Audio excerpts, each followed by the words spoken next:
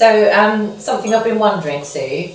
So thinking about how much you've already learned about co-production, right? If you was to compare what you knew before you started in the journey of learning about co-production compared to now, like what's the difference? What have you learned over that time that you didn't already know at the beginning? That's a good question. It's been a fantastic couple of years learning, and everybody at Healthwatch Suffolk has been learning, and all our partners and the people who have come along our journey as well.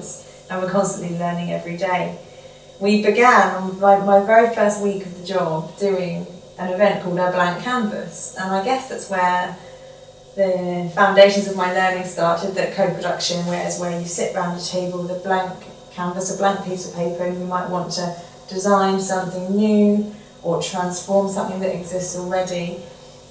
And the idea that people with different sets of experience and skills, people from different walks of life, people with recent in-depth lived experiences of services work alongside some very passionate professionals, clinicians, people working in social care, and also all the way through to decision makers, service leaders and commissioners, all sitting around one table with a blank piece of paper and really co-producing something. And I guess that is co-production in a nutshell, and in the ideal world of what it is. And like the gold standard of being able to do it. So always having that in the back of my mind over the last couple of years when we've been doing co-production at all different levels has been really, really important. But I guess I've learnt from that event that there's not always a blank piece of paper. No. That blank canvas isn't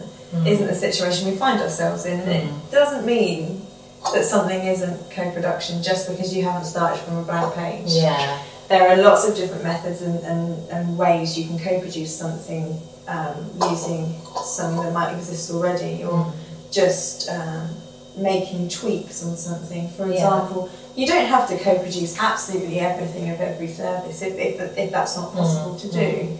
Part of it is really setting your scope and making co-production realistic, and a positive experience might mean that you pick and choose what parts are realistic to have those sort of conversations. Because lots of services, especially health services, all services, most of the time they're already up and running, and they're constantly serving people. And so it's not easy to just say, right, we're going to stop where we are and we're going to start all over again. It's just not practical, is it? Yeah, we've been doing a bit of work this year around thinking about sort of the patient and people who use service users, their journey of that service, and talking about when someone first needs a service, and then how do they get referred into that service, all the way through just seeing a professional and coming out the other end, and a lot of integrated working between different professionals.